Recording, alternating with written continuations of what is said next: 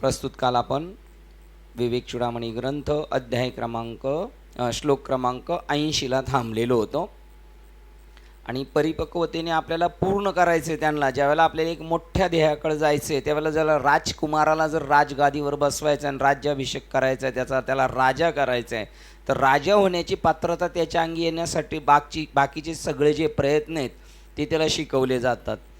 राजकारण कसं करायचं, लढाया कशा करायच्या, कशा युक्तीने कावेबाजपणाने करायचं, ह्या सगळ्या गोष्टी जशा तिथं त्याला शिकवल्या जातात, त्याला तयार केलं जातं, तसं इथे आपल्याला एक परमात्म स्वरूप प्राप्त करत असताना जाताना जेवढे अडथळे येतात आणि त्याच्यावर कशी मात करायची असं सांगतात. हा विवेक चूडामणी ग्रंथ श्लोक क्रमांक 80 काल वाचून थांबलो होतं. तरी पण एक पाऊल पाठीमागे जाऊया आपण, श्लोक वाचून पुढे जाऊया. 80 नंबरचा. ज्याला विषय वस्तू म्हणतात अशा मगरीचा ज्याने तीव्र वैराग्यरूपी तरवारीने नाश केलेला असेल तोच भवसागर अप्रतिबंधरित्या तरून जातो. ज्याला अंतिम सत्याकडे जायचे त्याला विषय वस्तूला काय केलं पाहिजे, तलवारीने मारलं पाहिजे. त्या मगरी आहेत आणि त्या मगरींची पावर कुठं जास्त माहिती आहे का, पाण्यात जास्त चालती. तसे या भवसागरामधून तरत असताना त्या जलसागरामध्ये त्या मगरी आहेत आणि आपल्याला आपल्या ध्येयाकडे जाऊन देत नाहीत, पण त्याच्याकडं धारदार तलवार पाहिजे. 15वा अध्याय सांगताना ज्ञानेश्वर महाराजांनी सुद्धा सांगितले, त्याला चांगली प्रकारची त्या तलवारीला धार लावून तो समूळ वृक्ष उच्चटून टाकण्यासाठी तेवढं त्याच्या मनगटात सुद्धा जोर पाहिजे. तलवार हत्यार पाहिजे आणि त्या मनगटात सुद्धा जोर पाहिजे. तर तोच अप्रतिबंधरित्या म्हणजे त्याला कोणत्याही प्रकारचा प्रॉब्लेम राहणार नाही तिकडे जाताना. विषयरूपी मगरीला ज्याने फेकून दिलेलं आहे, खलास केलेलं आहे अशा प्रकारचा. आणि त्याचं काल आपल्याला त्यांनी सांगितलेलं होतं की त्याप्रमाणे त्या जीवाने साधकाने कामनारूपी मगरीचा विवेकरूपी तलवारीने नाश केला पाहिजे. प्रत्येक प्रसंगात आपल्याला असं वाटतं याच्यात काय फायदा आहे, याच्यात काय फायदा आहे, याच्यात काय आपल्याला असं करायचं आपल्याला. म्हणजे थोडक्यात सगळ्यांचा नाश करायचा असेल तर माऊली सांगतात काय, मग अपेक्षित आपले तेही सांगतील पुसले जेणे अंतःकरण बोधले संकल्पा नये. म्हणजेच कामनेचा नाश व्हायला पाहिजे. आणि जर तुमच्या कामना खरोखर परमार्थिक असतील, मला आध्यात्मिक उंची गाठवायची, मला त्या स्टेपपर्यंत जायचं, मला बाबांसारखं व्हायचं, मला त्या गोष्टी करायच्यात, तर त्या कामना नाही, त्याचा सत्य संकल्पाचा दाता नारायण आणि पूर्ण करी सर्व मनोरथ. तो तुमचा ती कामना नाही आहेत, वासना नाही. ते देव वसे चित्ती त्यांची घडावी संगती ऐसे आवडते मनानं देवा पुरवावी. आता ही वासना आहे का, ही वासना नाही. ही असली तरी चालेल, मग ती वासना नाही, ही चांगल्या गोष्टीची अपेक्षा केलेली आहे. आणि त्यामुळे साधकाने कामनारूपी मगरीचा विवेकरूपी तरवारीने नाश केला पाहिजे आणि भवसागरातील आपला मार्ग सुरक्षित केला पाहिजे असे आचार्य यथार्थपणे म्हणतात. काल आपण इथे येऊन थांबलेलो होतो. आता 81 नंबरच्या श्लोकडे पुढे वाटचाल करूया. जो मूर्ख मानव विषय सुखाच्या भयावह मार्गाने जातो त्याच्यावर मृत्यू पावलोपावली सत्वर ओढवतो. बघा, परमार्थिक माणूस आहे, त्याला तिकडं जायचं आहे, तरी तो विषयाच्या नादी लागतो आणि विषयाच्याच नादी लागलेले आहे. तरी पण जर आपण तिकडे गेलो तर तो मूर्ख माणूस आहे. त्याला ते वास्तव स्वरूप कळत नाही. जो मूर्ख मानव विषयी सुखाच्या भयावह मार्गाने जातो, तो मार्ग कसा आहे, दुःख बांधवडीचं. तिथं सगळी दुःखच. ते म्हणतात आगा सर्पपणाची सावली मुशका केवी शीतळ होय. बघा, सापाला वाटलं, उंदराला वाटलं ऊन लागते खूप आणि त्याला सावली भेटली. ती सावली कशाची, नागाच्या फाड्याची, त्या फण्याची. आता ती सावली त्याला केवी शीतल होईल. तो एकदा का गाळ झाला निवांत बसला का त्याला गट्ट करून टाकणार आहे. मग त्याप्रमाणे किंवा विषयाचे समसुख बेगडाची बाहुली अभ्राची सावली जाईल रया. बघा, आणि विषयाचे समसुख बेगडाची बाहुली म्हणजे बेगडाकून असं चकाचकी वाटते, पण ती कशी एक क्षणिक आहे. तसं हे जे सुख आहे हे क्षणिक आहे. आणि अभ्राची सावली जाईल रया, ढग आलेत म्हणून तो बसलाय आणि रस्त्याला झाडझुडूप काहीच नाही, त्याला असं वाटतं इथे आता चांगली गाढ सावली, आणि तिथं बसला आणि लगेच ढग हल्ले. अशा प्रकारचं आहे. म्हणून त्याच्यामध्ये गुंतवू नको आणि त्याच्यात जो गुंतवतो तो संपला जातो. जो मूर्ख मानव विषयी सुखाच्या भयावह मार्गाने जातो त्याच्यावर मृत्यू पावलोपावली सत्वर ओढतं. मूर्ख कशाला म्हणतात? वास्तव कळतं किंवा कळत नाही तरी मूर्ख आहे तो. कळून सुद्धा तू का म्हणे हा तो स्वयं परब्रह्म, पण मूर्ख नेने वर्म संत चरण. किंवा मोक्ष मेल्यापाठी आम्हासी होईल आईशे जे म्हणती ते अति मूर्ख जाना.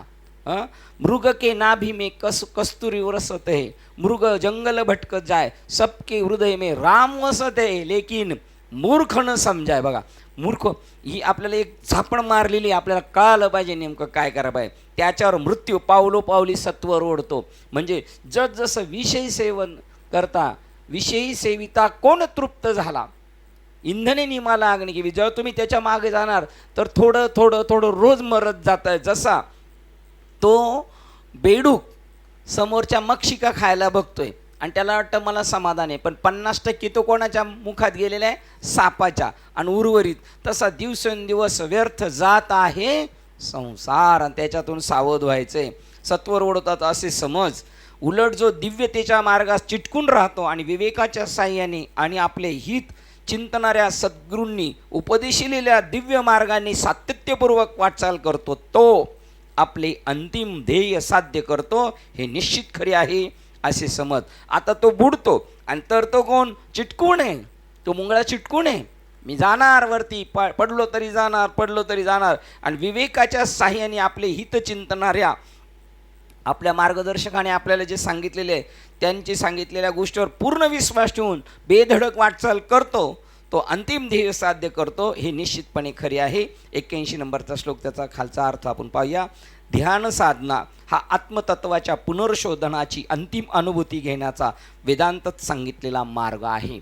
ध्यानाने तिथपर्यंत माणूस पोहोचू शकतो. म्हणून ही वाक्य आहे ना, सुंदर ते ध्यान, हे ध्यान फक्त लौकिक नाही सांगितलेले, याच्यातमध्ये सूक्ष्म आहे. आणि जर नाहीच कळालं तर मग राहो आता हेची ध्यान. हेची म्हणजे कोणतं? हेची ध्यान कोणते?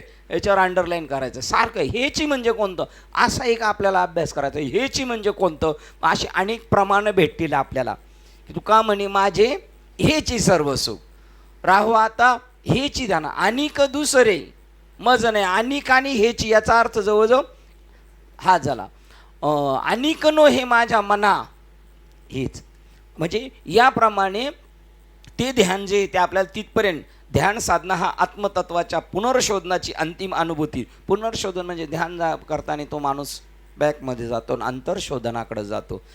मार्ग सांगितलं आहे. परंतु मन जेव्हा कामनांनी विक्षेपित नसते तेव्हाच ध्यान साधना यशस्वी होऊ शकते. आपण ध्यानाला बसलो पण कामना आपल्याला विक्षेप करतात, नको त्या गोष्टी आपल्या मनात येत राहतात, ज्या नको आहेत असं आपल्याला सुद्धा वाटतं. हे विषय नको आहेत आपल्याला. आता ध्यानाला बसलोय ना, आता सांसारिक चिंतन नाही करायचं, पण ते हमखास येणार. कधी? ध्यानाला बसलं तेव्हा तिला आता तर हा एकदम फ्री भेटलेला आहे आपल्याला. आणि त्यावेळेला जर आपल्या मनामध्ये जर काही दुसरे विक्षेप आले संसारातले तरी आपलं ध्यान सक्सेस होणार नाही. ध्यान सक्सेस नाही झालं तर अंतिम साध्यसुद्धा मिळू शकत नाही. कामनांनी विक्षेपित नसते तेव्हाच ध्यान साधना यशस्वी होऊ शकते. विषयीजन्य उपभोगाचे जीवन जगत असताना व्यक्ती एक ना दुसऱ्या कामनेशिवाय राहू शकत नाही. विषय भोग जीवन जगत असतो त्यावेळेला सगळं ठरलेलं आहे त्याचं. आज सकाळी कुठं जायचं, दुपारी कुठं जायचं, संध्याकाळी कुठं जायचं, विश्रांतीला कुठं जायचं, हे प्रत्येकावर एकमेकावरती डिपेंड आहे, एक पायरी आहे. त्यामुळं विषयामध्ये, आणि विषय म्हणजे फक्त एवढेच नाही, वाईट काम म्हणजे विषय नाही, अख्खं जीवन संसारामध्ये व्यतीत करणं, तो माणूस विषय ओढी बोललेला जीव आहे. पूर्ण संसारिक जीवन जगलं. बरं, तो पारमार्थिक माणूससुद्धा संसारिक आहे, कारण तो सुद्धा परमार्थात नाशक्या गोष्टीला चिटकतो, नाशक्याचं महत्त्व वाढवतो. तो सुद्धा विषय ओढी बोलले जीव. आपण घरदारामध्ये आणि मुलाबाळांना डिग्री मिळवायची, आणि इकडं हे लोक तीर्थक्षेत्र, अमुक ठिकाणी, मोठ्या ठिकाणी आपल्याला काहीतरी बनवायचं आहे, हा एक विषय आहे त्यांचा. बस, विषय तुमचा नारायण. नारायण म्हणजे काय? आणि अजून परत सांगतो, त्याच्यात एक सूक्ष्म भेद आहे. एखादा महात्मा तसाही असेल, तो तीर्थक्षेत्रामध्ये आश्रम बनवत असेल, पण बनवत असताना तो तेही ध्यानात नाही ठेवत. तो म्हणतो हे ईश्वराचंच कार्य आहे, ते माझं नाही. मग ती लढाई असली तरी माझं कार्य नाही ना, ते ईश्वराचं कार्य आहे. तर मग आश्रमाने हे का नाही होणार? ईश्वराचं कार्य. कधी? ज्यावेळेला तुमचं हे मजस्तवची झाले परी म्या नाही केले, अशी ज्याची अनुभूती त्याचा प्रपंचसुद्धा परमार्थ आहे. मग त्याचा प्रपंच सुद्धा परमार्थ. धन्य पुण्य रूप कैसा झाला संसार. जेव्हा डोक्यात फीड आहे देव आणि भक्त, त्याच्या जीवनात ह्या दोन गोष्टी सोडून नाही. आणि भक्त नव्हे विभक्त, आणि विभक्त नव्हे भक्त, ही भक्त डोक्यात त्याची संज्ञा आहे पूर्णपणे. विषयजन्य उपभोगाचे जीवन जगत असताना व्यक्ती एका ना दुसऱ्या कामनेशिवाय राहू शकत नाही. जगत असताना हे नाही तर दुसरं तिसरं लगेच एकाला डिपेंड येते, एकमेकावर अवलंबून आहे. ध्यान साधना आणि विषय उपभोगी जीवन या दोहीमध्ये यश एकाच वेळी येऊ शकत नाही. तुम्ही विषयी पण प्राप्त करू इच्छिता आणि दोन्ही पेवावर ठेवू जाता पाव, शेवटी तो अपघात शरीराचा. मला हेही पाहिजे आणि मला हेही पाहिजे. अर्जुन म्हटलं का, दुर्योधन तरी म्हटला का, मग मी म्हणत मग दुर्योधन बारा तो म्हणला का मला दोन्ही पाहिजे, तू बी पाहिजे आणि देव बी सैन्य पण पाहिजे. मग ते म्हणले असे तुला प्रश्न कळाला का, तुझं डोकं तेवढं तरी चालतं का. मग त्या मनाने मग दुर्योधनाचं डोकं बरं आहे, कमीत कमी त्याने संसार तरी मागितला, नाही तरी सुखे मग असावे संसार, ते तरी करावे व्यवस्थित. हे नाही ते नाही, मग काय उपयोग आहे आपलं जीवनाचं, वेळ व्यर्थ गेला आपला. ते म्हणतात दोन्ही गोष्टी एका वेळात, एका म्यानामध्ये दोन तलवारी राहू शकत नाहीत. आता मग अशासारखं परत युक्तिवादाने जर गेलं तर म्यान मोठी केली तर होऊ शकेल, पण म्यान तिलाच म्हणतात की. तर म्यान मोठी करणं म्हणजे काय, तुमच्या विचाराची व्यापकता जेव्हा होईल त्यावेळेला हे विश्वची माझे घर, हे विश्वची माझे घर म्हणत असताना तो 3.5 हाताच्या शरीराचा नाही आहे. तो काय म्हणतो, आयसा ज्याचा अनुभव विश्वदेव सत्यत्व, तो म्हणतोय हे विश्वची माझे घर. म्हणजे त्याची किती व्यापक भूमिका झालेली. आणि मग ह्या दोन गोष्टी नाही घडू शकत. ते म्हणतात एक तर दोन्ही पेवावर ठेवू जाता पाव, शेवटी तो अपघात संसार. परमार्थ संसार संपादोनी दोन्ही, एकही निनाद न घडे. त्याच्यात सांगतात दोन्ही पेवावर ठेवू जाता पाव. मग आता हे कोणाला सांगतात, स्टार्टर हा सुरुवात करतोय परमार्थात त्याला सांगतात. साधूला ते नाही, साधूला दोन आहेच नाही, साधूच्या दृष्टीने अद्वैत सगळं, संसार बी तोच आणि परमार्थ पण तोच आहे. पण आता कोणाला डोळ्यापुढे धरून बोलतात ते. विषयभोगी जीवन हे दोन्हीमध्ये यश एकाच वेळी येऊ शकत नाही. खूप चालून दमल्यावर पुन्हा चालत राहण्याने काही त्या व्यक्तीचा श्रम परिहार होऊ शकणार नाही. खूप चालला आणि परत बसला आणि परत चालायला लागला तरी त्याचा श्रम जाणार नाही. म्हणजे एका ठिकाणीच त्याला कुठंतरी मधुमेहाचा, बघा उदाहरण देतात, मधुमेहाचा रुग्ण सतत जर साखर खात असेल आणि इन्शुलिनचे इंजेक्शन दररोज घेऊनही तो आपल्या रक्तातील शर्करेचे प्रमाण खाली आणू शकत नाही. म्हणजे पथ्य पाळत नाही. इंजेक्शन घेतोय पण खातोय पण गोड, मग ती त्याची लेवल तो आणू शकत नाही आटोक्यात. तसं आसक्ती संसाराकडे परमार्थात पण आहे, मग नाही घडणार. मानवी मन कामनांच्यामुळे जर्जर झालेले असते. मानवी मन असं आहे की ते गुंताळ्यात सापडतंच. अनेक विचार त्याच्यामध्ये येत असतात. एक तासा माझी कोटी वेळा सृष्टी, सारखं त्याच्यामध्ये अस्थिरता आहे, त्याच्यामध्ये सारखं काही ना काही नवीन घडत असतं. चालू रोग्याच्या रोग जंतूंना हटवल्याखेरीज ते निरोगी आणि सुसंघटित स्थितीला आणता येणार नाही. पहिलेच रोग आहे त्याच्याकडं, तर त्याला पहिला निरोगी केला पाहिजे तर तो सदृढ होऊ शकतो. म्हणून वेदांतामध्ये आपल्या असंयमित शुद्धांच्या मागे धावणाऱ्या मनास आवर घालण्याच्या गरजेवर फार भर दिलेला आहे. म्हणून आपल्याला जर सुखी व्हायचं असेल तर पहिले आपल्या गरजा आवरल्या पाहिजे. आपली बाह्य जाणारी वृत्ती तिला अंतर्मुख केली पाहिजे. वेस्टेज होणारा पैसा आपला परत जागेवर आणला पाहिजे. तसं इथं आपली शक्ती वाया घालू नाही द्यायचं, म्हणून ते आपल्याला काही नियम सांगतात. हाच विचार पुन्हा जोरदार शैलीने स्पष्ट केला आहे. विषय सुख उपभोगेच्छा मार्ग सरळ मृत्यूकडे नेतो. बघा, विषय भोगच नाही, विषय सुख उपभोगेच्छेचा, विषयाच्या सुखाचा भोगाचाच मार्ग नाही तर काय, भोगाची नुसती इच्छा असली तरी तो मार्ग सरळ मृत्यूकडे नेतो. तर दिव्य अध्यात्म मार्गाने अमृतत्व प्राप्त होते.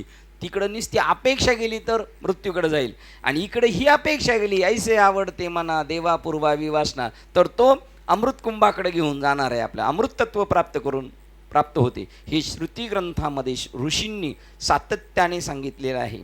ह्याचाच श्री शंकराचार्य खुसखुशीतपणे पुनरुच्चार करीत आहेत.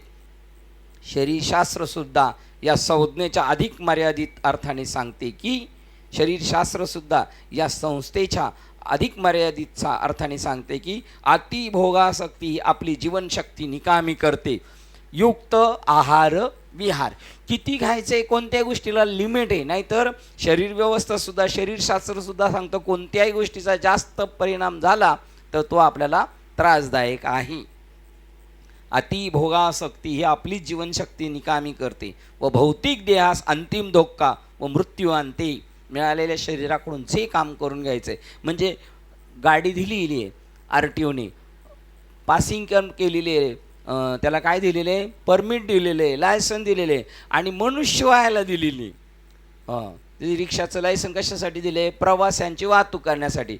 पण तो दारू जर वाहत असेल त्याच्यातून तर त्याने मिळालेल्या त्या साधनाचा काय केला, दुरुपयोग केला. तसं मनुष्य शरीर फक्त ईश्वर तत्व प्राप्त करण्यासाठी नव्हे का या संसारात भरकटण्यासाठी. तेवढी मेमरी पाहिजे. आणि तुम्हाला सांगतो आपल्या आजूबाजूचं सगळी जी जमात आहे ती आपल्याला भौतिक जगतात फसवणारी, मग ती आपली मातृदेव आई असू द्या, वडील असू द्या, भाऊ असू द्या. तुम्ही बघा ना, आता आपण काहीच परमार्थ करत नाही, काहीच नाही, तरीसुद्धा परमार्थिक आपली लोक काय म्हणणार, काय आज रक्षाबंधन आहे तरी यायला टाईम नाही आणि रोज तो इकडे याला उधळायला टाईम आहे. म्हणजे त्यांची अपेक्षा काय आहे, तुम्ही पुरे संसारिक व्हा. मग हे जर आपले अति जवळचे आहेत तर त्यांच्या बाजूचे कसे असतील, त्यांचे विचार काय असणार आहे. म्हणून चांगली माणसं या जगात आहेत, पण त्यांची गाठी भेटी व्हायला सुद्धा आपल्यावर ईश्वराची कृपाच असावी लागते.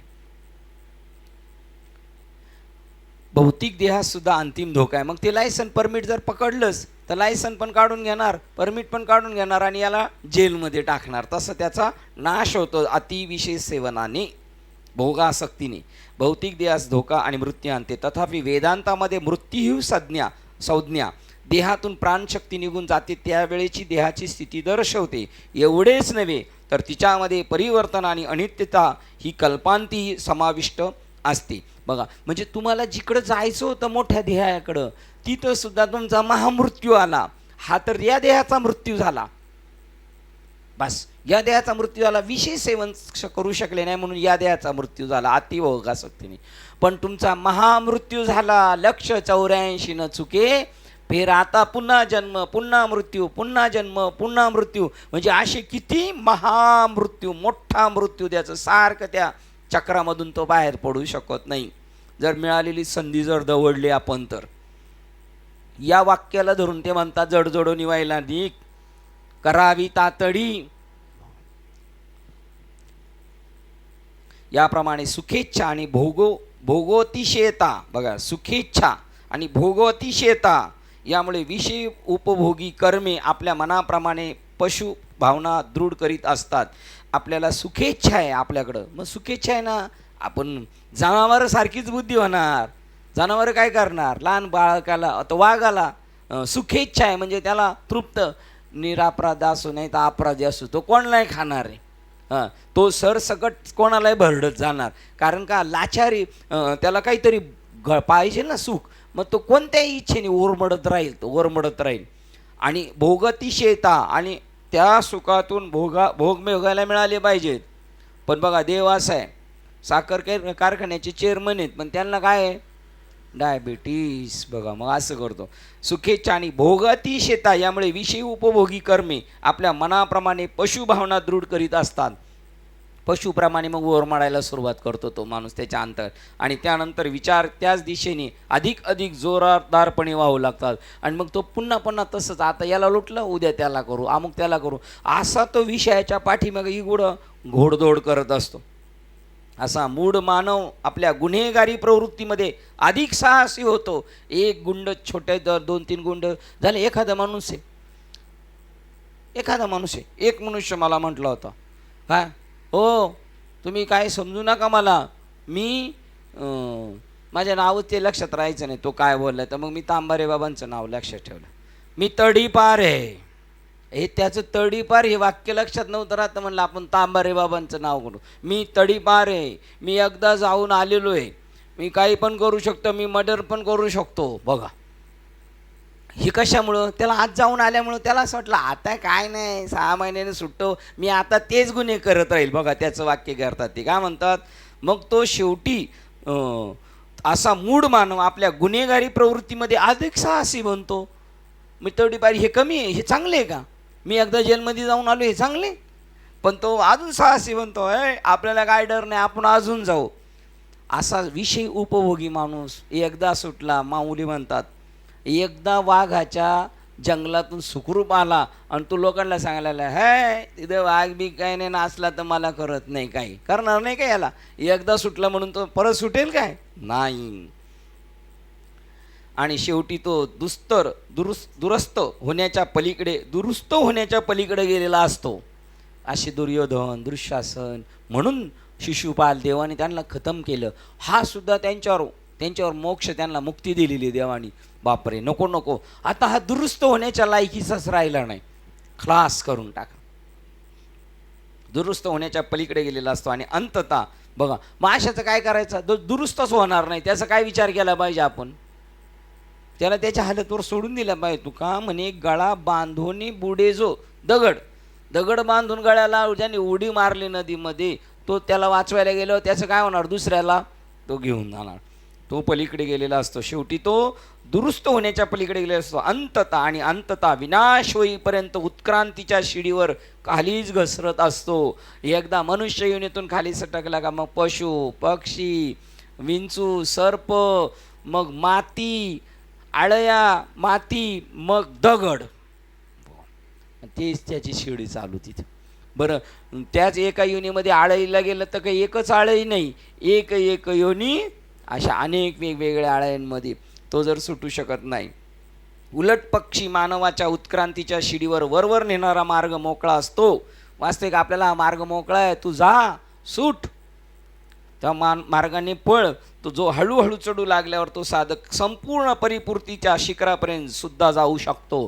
ज्याने ठरवलं ना तो पोहोचू शकतो, 100% पोहोचू शकतो तिथं, जर त्याने ठरवलं. आणि मार्ग मोकळेत आपल्याला. एखाद्या आता समजा प्रवीण सारख्याला वाटलं आपल्याला आता बाकीचं काहीच नाही करायचं, आपल्याला फक्त हेच करायचं, कोण त्याला अडवू शकते, कुठेही जाऊ शकतो, डोंगरामध्ये कुठेही साधूच्या बरोबर जाऊ शकतो, हे करायचं का, ते केलं तर चालेल. त्याचे निषेध करून त्याची किंमत आपण कमी करून ठेवलेली. तुकाराम महाराज का म्हणतात, तुका म्हणे आम्हा एकांताचा वास. ज्याला गजबजलेलं आवडतं आणि ज्याला एकांत न आवडत तो अज्ञानी म्हणून सांगितला ज्ञानेश्वर महाराजांनी 13व्या अध्यायातल्या 11 नंबरच्या श्लोकमध्ये. कोणत्या विषयाची कोणी निषेध केला पाहिजे. मला ते काय पसंत नाही, मला पोरगी कोण देत नाही, तो म्हणतो मी ब्रह्मचारी राहायचं ठरवले. नाही, तुला ते जमलं पाहिजे, मग तू त्याचा निषेध केला पाहिजे. जसं पायवारी केली पाहिजे आणि मग पायवारीतले दोष त्यांनी कथन केले पाहिजेत. ज्यांनी काहीच नाही करायचं आणि त्याचे उगाच काही बडबड करत राहायचं, काय उपयोग नाही त्यांना. तो साधक संपूर्ण परिपूर्तीच्या शिखरापर्यंत सुद्धा जाऊ शकतो. किती प्रोत्साहन देणार वाक्य. अध्यात्म मार्गावर असताना अधिकारी मार्गदर्शकांनी म्हणजेच गुरूंनी दिलेल्या सूचना मात्र त्यांनी पाळल्या पाहिजेत. आपल्याला सांगितलेलं आपण ऐकलं पाहिजे. नाही आपण ऐकणार का नाही ऐकणार, मी तुम्हाला सांगतो. माझं जरी बाबांनी एखादी गोष्ट चांगली सांगितली तर आपल्याला त्यावेळेला पटायची नाही. आणि कालांतराने वेळ गेल्यावर आपल्याला पटतं. आपण शाळेत अभ्यास करत होतो तेव्हा आईवडिलांना फसवून खेळायला जात होतो की नाही शाळेच्या नावावर, तेव्हा ते म्हणत होते फसव, आम्हाला नाही फसवत. कोणाला फसवतोय, तुझ्याच पायावर धोंडा पडेल. आता कळतं की नाही, त्यावेळेला कळत होतं का. पण वेळ गेला ना, आता मला कळालं, आता नाही मी फसवणार, आता मी जातो परत 9वीला बसायला, 10वीला बसायला. जमेल नाही. म्हणून ते वेळीच आलेलं शहाणपण ते फार महत्त्वाचं असतं.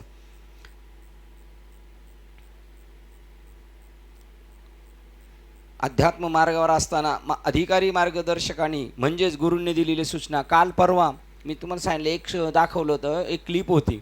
एक बाई मुलाखत घ्यायला गेली होती. 17-18च्या आतली मुलं आणि एक 12 वर्षाचा पोरगं होतं. त्यांना सगळ्यांना भगवे कपडे घालून जवळजवळ 1001 पोरं होती. मग तुम्ही काय करायचं ठरवले. काय नाही, आमची दिनचर्या पहाटे 4ला उठायचं आणि रात्री 8ला झोपायचं, म्हणजे झोपायचं. आणि सगळं ते शिकवतात ते. मग आता तू पुढे काय करायचं ठरवले. जसं आपण विचारलं होतं, तो म्हणतो मी डॉक्टर होणार, मी मुख्यमंत्री होणार. तू काय, ते म्हणले काय नाही, आमचे गुरुजी जे सांगतील ते आम्ही होणार, आमचे गुरुजी सांगतील ते होणार. बघा, आमचे गुरुजी सांगतील ते होणार. मग 12 वर्षाच्या मुलाला विचारलं, बाळा तुला तुझ्या आईवडिलांची आठवण नाही होत का. तो म्हणला होते ना, परंतु मला काहीतरी घडायचं असेल तर मला त्यांना विसरायला पाहिजे. तर ती मुलाखत घेणारी बाई 30-35 वर्षाची, ती म्हणले दिखता है छोटा बहुत, बडी बडी बातें करताय. बघा, म्हणजे तुम्हाला आपल्याला तुका म्हणे शेष सेवी ना आवडी आणि वचन न मोडी बोली. त्यांनी सांगितलं ना त्या मार्गाने जायचं, पण लगेच नाही पटत माणसाला. 1-2 वेळा ठेसा लागल्या, हे गाडी हळू चालव, हे गाडी हळू चालव. तो जेव्हा त्याचा हात मोडलन गळ्यात पडल, तिथून पुढं किती हळू चालविल गाडी. तसे क्वचित एखादे असतात का हातपाय मोडायच्या अगोदरच सावध होतात, है का नाही. गुरूंनी दिलेल्या सूचना मात्र त्यांनी पाळल्या पाहिजेत. असा ज्यात आग्रह धरलेला आहे त्या मार्गाचे श्लोकाच्या 3ऱ्या चरणात सुंदर रीतीने वर्णन केलेले आहे. श्री गुरु चांगलेच हित चिंतणारे आणि श्रेष्ठ हवेत. श्री गुरु आपलं चांगलं चिंतन करणारे असावे, जगाचं चांगलं चिंतन करणारे असावे, आणि त्यांचं स्वतःचं सुद्धा त्यांनी चांगलं चिंतन करून ते श्रेष्ठ हवेत. की त्या त्यांची पण एक उंची, बाबाची एक उंची स्पेशल आहे, तेवढ्या उंचीचे ते पाहिजेत. हे विश्लेषण पुष्कळ काही बोलून जातात, हे वाक्य बरंच काही बोलून जातात. श्री गुरु चांगलेच हित चिंतणारे, स्वतःचं सुद्धा दुसऱ्याचं सुद्धा, आणि श्रेष्ठ हवेत, ते चांगलेच हितचिंतक हवेत. याचा अर्थ असा आहे की ती श्रुती ग्रंथामध्ये जे सांगितले आहे त्याचा पुनरुच्चार करणं. याचा अर्थ ते श्रुती ग्रंथामध्ये सांगितलेले आहे त्यांचा पुनरुच्चार करणाऱ्या निव्वळ ध्वनिमुद्रिका असू नयेत. बाबा फक्त जसं आहे तसं बोलणारे नसावेत, तसे त्यांची काय असावी, कृती असावी. कारण क्रियेविन वाचाळता व्यर्थ आहे, अनुभव पाये शोधोनिया. ते स्वतःच्या अनुभूतीमध्ये इतके, ते म्हणतात जशी कॅसेट चालती तसं त्यांचं बोलणं नसावं. कॅसेटला काही करावं लागतं का, नुसतं बोलायचं, तसे बाबा नसावेत. परंतु ते स्वतःच्या अनुभूती इतके अनुभूतीमध्ये स्थिरावलेले आणि त्या मार्गाशी इतके सुपरिचित असावे. ते त्यांच्या साधनेमध्ये मशगूल असले पाहिजेत, परिपक्व झालेले पाहिजेत, आणि त्या मार्गाचा त्यांना सुपरिचय पाहिजे. अरे हा मार्ग, याच्यापेक्षा दुसरा मार्गच नाही. तुकोबाराय म्हणतात नामापरते साधनच नाही, किती सुपरिचित आहे. जे तू करशील आणि काही, हे तुम्ही कशाच्या बेसवर सांगता. हा माझा अनुभव आहे, मी त्या मार्गाने प्रवास केलेला आहे, याच्या पाठीमागे बरेच ऐशी साक्ष बहुतांची, अशी ते साधनेतले ते सुपरिचित असावेत, ते स्थिरावलेले असावेत आणि दुसऱ्याचं हितचिंतन करणारे असावेत. ते निरनिराळ्या वयाच्या, निरनिराळ्या तयारीच्या, निरनिराळ्या प्रकारच्या शिष्यांना शास्त्रार्थ सांगू शकतील. बघा, निरनिराळ्या वयाच्या, त्यांच्याकडं एक 15 वर्षाचा मुलगा येईल, 10 वर्षाचा येईल, 25 वर्षाचा येईल, 50 वर्षाचा येईल, 80 वर्षाचा माणूस येईल, स्त्री येईल, पुरुष येईल, कोणत्याही क्षेत्रातला येईल, त्यांना ती समजून सांगता आलं पाहिजे. ते शिवाय गुरु योग्यतेचे पुरुष सृजन असावेत. सृजन म्हणजे परिवर्तन करणारे असावेत. ते नवीन सृष्टी निर्माण करण्याचं त्यांच्यामध्ये ताकद पाहिजे. ते दुसऱ्यामध्ये चेंजेस करून आणणारे असावेत. वाचेने धार्मिक परंतु कृतीने निर्दय असे अनेक गुरु जगभर आहेत. बघा काय, ते वाचेने धार्मिक परंतु कृतीने निर्दयी असे अनेक गुरु जगभर आहेत. बोलणार चांगलं पण वागणार. जसं त्या महिला मंडळाचं एकदा दाखवलं होतं, सासू सुनीला किती त्रास देते, पण भाषण देताना महिला बाबतीत महिला मंडळाबद्दल किती चांगले विचार करतील, पण त्यांचं वागणं कसं आहे, क्रूर आहे. ऋषींनी जे श्रुती ग्रंथात सांगितले असेल त्याच ध्वनी अग्रह पट्टीप्रमाणे टेप रेकॉर्डचे पुनरुच्चार करतात, परंतु दैनंदिन जीवनात मात्र राक्षसी कर्माचा मार्ग इनामीपणे अनुसरतात. बघा, ती टेप रेकॉर्ड सारखी त्यांची कॅसेट चालू आहे, असं वागा तसं वागा, पण स्वतः मात्र राक्षसी कर्माच्या मार्गाने जातात. असे गुरु ईश्वराचा शोध घेण्याच्या मार्गावरील सच्चा साधकाच्या दृष्टीने मार्गदर्शक होण्यास योग्य नव्हेत. गुरु आपल्या सर्व आचरणामध्ये परिपूर्ण हवेत. त्यांच्याकडून कोणताही दोष दिसला नाही पाहिजे, त्यांच्याकडं असला पण नाही पाहिजे आणि आपल्याला दिसला पण नाही पाहिजे. बघा, 2 भाग कसे आहेत. एक, त्यांच्याकडं अवगुण असलाच नाही पाहिजे आणि आपल्याला दिसला नाही पाहिजे. आता ही कोणाची परीक्षा आहे? त्यांच्याकडं असला नाही पाहिजे ही त्यांची परीक्षा आहे, आणि त्यांच्याकडं आपल्याला दिसला नाही पाहिजे हां, काही बाबा आपले तंबाखू खाताना खाणार, इथं पडणार, तरी पण ते म्हणतात तू हे बघू नकोस बघा. आणि तुकाराम महाराज त्यांच्याबद्दल इतका निकष काढतात. तुका म्हणे तैसा सज्जनापासून पाहताची अवगुण मिळेना. तुम्ही शोधायला गेले तरी मिळत नाही. आणि आपण आपलं ऑब्झर्वेशन करायचं, आपल्याकडून जर अवगुण भेटतोय, आपण त्या लायकीचे 100% नाही. त्याच्याकडूनही नसला पाहिजे आणि त्याच्याकडून नसला पाहिजे नाही, याला दिसला नाही पाहिजे. कसं राहिलं पाहिजे? धर्मराज कसे होते? सज्जन होते की नाही? त्यांच्या एवढा कोणी सज्जन होता का? मग जर ते जर जुगार खेळतात म्हणलं, तुम्ही त्यांना धर्मराज बोलू शकता का? बघा, आता ही खोटी पेच प्रसंग आहे. धर्मराज स्वतःकडून पण ओके पाहिजेत आणि समाजाने सुद्धा त्यांना ओके समजलं पाहिजे. कसं समजेल? एक आश्चर्य आहे, आश्चर्य. बायकोपणाला लावली तरी भीम वडील भावाला काही बोलत नाही, अर्जुन काही बोलत नाही. काय असेल ती पाहताची अवगुण दादा करतोय, याच्या अर्थी काहीतरी ते बरोबर असणार. काय एवढा? जर त्या अर्जुनाला वाटलं असतं धर्मराज बरोबर नाही, तर अर्जुन या स्टेपपर्यंत येत नाही. कसं काय? आता आपण काय पाहू शकतो? आपली बुद्धी काय आहे? आपली बुद्धी, आपल्या बुद्धीची कीव केली पाहिजे. आपण काय पाहतो? आपण श्रीपाद बाबांकडे कोणी चांगलं पाहिलेलं आहे? ज्यांच्या श्रद्धा जडल्या त्यांनी चांगलं पाहिलेलं आहे. हो. आणि एक गोष्ट अजून सांगून जातो, बाबा सिगारेट पेत होते, त्यांना घाडगे बाबा म्हणले पॉकेट पुरत नव्हते, त्यांना प्रेझेंट द्यायचे, तर लोक पाया पडायला गेल्यानंतर जसे आता पैसे देतात तसे पॉकेट द्यायचे. हे घाडगे बाबा आबासाहेब यांनी मला सांगितलं. परंतु त्यांना कधीच वाटलं नाही ही चूक आहे म्हणून. बरोबर. जर आपण गजानन बाबांचं जर चिलीम वाढताना पाहिलं तर कळले चांगले का ते चित्र, परंतु काय आपल्याला शिकवलेले, जे दिसतं तसं नसतं म्हणून हे जग फसतं. बघा, त्यांच्याकडून मात्र काहीच दिसणार नाही. ब्रह्मरस गोडी तयास फावली, वासना निमाली समूळ ज्यांची, विषयी विसर पडिला निशेष, तेव्हाच अंगी ब्रह्मरस ठसावला. मग हे सगळं विषयी विसर निशेष पडला, अंगी ब्रह्मरस ठसावला, त्यावेळेला ऐकणाऱ्यांनी हे डोक्यात ठेवायचंय, व्यास महर्षींचा जन्म कसा झालाय, धर्मनाथ कसे जन्माला आलेले. बरं, आता हे किती, मी मगाशीच म्हणलं नानांना, ही एक त्या साधकाची एवढी मोठी हे पाहिजे. घरातला विरोध, घरातली विषमता, समाजातली विषमता, राजकारणातली विषमता, शरीरातली विषमता, मनाची विषमता, परमार्थिक मार्गावर द्वैती अद्वैती योगी कर्मकांडी यांच्यातली विषमता, ज्या गुरूंच्या संप्रदायात गेल्या त्या संप्रदायातली विषमता, आणि याच्यावर मात करून त्याला विजयश्री मिळवायचा. किती मास्टर पाहिजे तो, किती मास्टर पाहिजे तो. नाही तर मग इकडून सुटले संसारात पण तिथं गुंततील ना माणसं. म्हणजे आपल्या बुद्धीची कशी, जसा तो पैलवान तेल लावलेला पाहिजे ना, तशी आपण पाहिजे. आणि ही सगळी बुद्धी आता तो आहे.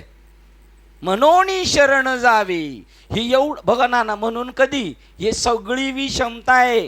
आणि हे डोळ्यापुढं लक्षात ठेवून म्हणून शरण जावी, सर्व भावे देवासी, तो हा उतरील पार भव दुस्तर नदीचा. अजून एक विषमता जर पाहिली, एकच बाई 5 जणांबरोबर राहणार आहे. बापरे. म्हणून हे डोक्यात काय घेऊन आपलं किती गोंधळ होऊ शकतो, काय डोक्यात घ्यायचंय बस, आणि दुसरी मज नाही. आता काय त्या सवे चाड, त्यांच्याशी काय घेणे देणे आम्हाला, त्या गोष्टींशी, त्या दृश्याशी सुद्धा काय गोष्ट आहे. दृश्य तुम्हाला साधनेपासून मागे खेचण्यासाठी आहे. कुठे आलो होतो आपण? निरनिराळ्याच्या वयाच्या निरनिराळ्या प्रकारातल्या माणसाला समजून सांगता आलं पाहिजे. आणि ती त्यांच्याकडे गुरु योग्य पुरुष, योग्यतेचे पुरुष सृजन असावेत, वाचने धार्मिक. याच्या पुढे गुरुने आपल्या आचरणामध्ये परिपूर्ण असावेत, ते आपल्या जीवनाच्या कोणत्याही बाजूने. आता गुरुजी आचरणात परिपूर्ण असावेत. आता ह्या आचरण या शब्दात जर PhD करायची ठरली तर त्याचा सरळ मार्ग आणि त्याचा विरोध मार्ग जर विचार केला तर ही मगाशी उदाहरणं सांगितलेली त्याच्यामध्ये आपल्या जीवनाच्या कोणत्याही बाजूनी अशिष्ट असण्याचे त्यांना समर्थन करता येणार नाही. मी चुकीचं वागलं म्हणून मी माझं बरोबरच आहे नाही.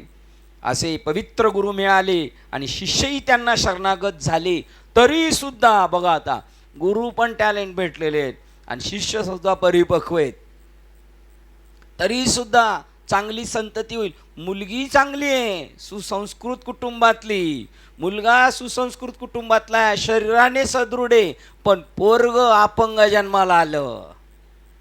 ती घटना इथे. असे पवित्र गुरु मिळाले आणि शिष्यही त्यांना शरणागत झाले तरीसुद्धा ते गुरुशी सक्रिय सहकार्य कराव्यास तयार असल्याखेरीज. शिवाजी महाराजांचे सरदार आहे पण शिवाजी महाराजांशी सक्रिय सहकार्य करायला पाहिजे. शिवाजी महाराजांच्या कोणत्याही गोष्टीवर ऑब्जेक्शन आणणारे नसावेत.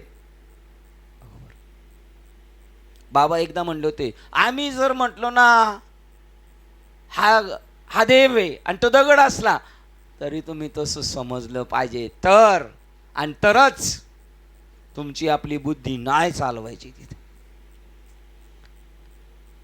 तरी सुद्धा ते गुरुशी सक्रिय सहकार्य करावयास तयार असल्याखेरीज आणि गुरूंनी त्यांना निर्देशित केल्याप्रमाणे त्यांनी स्वतःमध्ये पूर्णत्व जोपासल्याखेरीज त्यांना काही फलप्राप्ती होणार नाही.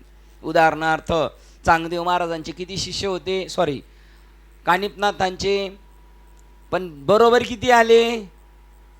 मग ते सक्रिय सहकार्य करत होते का? सक्रिय सहकार्य. सक्रिय सहकार्य म्हणजे आपल्या घरात आपण जमिनी शेतकरी शेतीशी किती सक्रिय आहे माहिती आहे का? मयत झालेल्या घरात आणि पेरण्या चालू आहेत, काय करील तो? पेरणी करील. लोक म्हणतील काय आहे का नाही याला, म्हणतील ना. ती लोक त्या पद्धतीचे पूर्ण शेतकरी असतील तर ते म्हणणार नाहीत. आणि काय लोक म्हणतील काय याला पडले पेराय गेला आणि मड ठेवले झाकून. पारमार्थिक माणसासाठी हा दृष्टांत आहे. मेलेलं मड झाकून ठेव पण तू तुझ्या ध्येयापासून मागे होऊ नको. कितीतरी अधिकारी आहेत असे, पोलीस अधिकारी, त्यांच्या घरातले गेले पण त्यांना काही गोष्टी सस्पेन्स ठेवायच्यात तर ते काहीच बोलले नाहीत, चूपमध्ये राहिलेले आहेत. असे घरातलं कोणी एखादं गेलं त्या मिशनमध्ये तरी त्या ऑपरेशनमध्ये ते काहीच बोलणार नाही. किती सक्रिय पाहिजेत. जसे अर्जुन भावाला सक्रिय आहेत.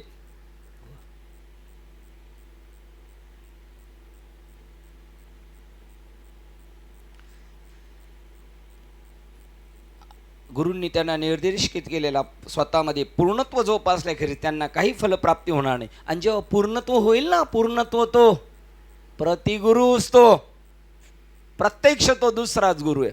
दोघं सारखेच, कोणता आहे तो ओळखता येणार नाही.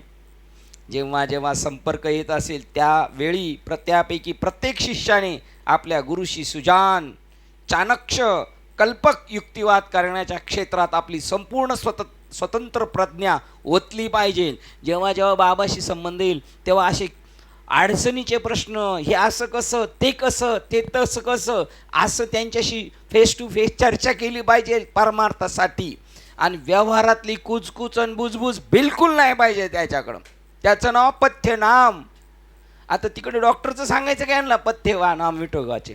आणि पथ्य नाम विठोबाचे अनिक वाचे न सेवी काही, म्हणजे देव नाम सोडून आणि परमार्थ सोडून तुमच्या दुसऱ्या चर्चाच नाही पाहिजे. तेव्हा तुमच्या वाणीला आहे ना पावित्रता येणार.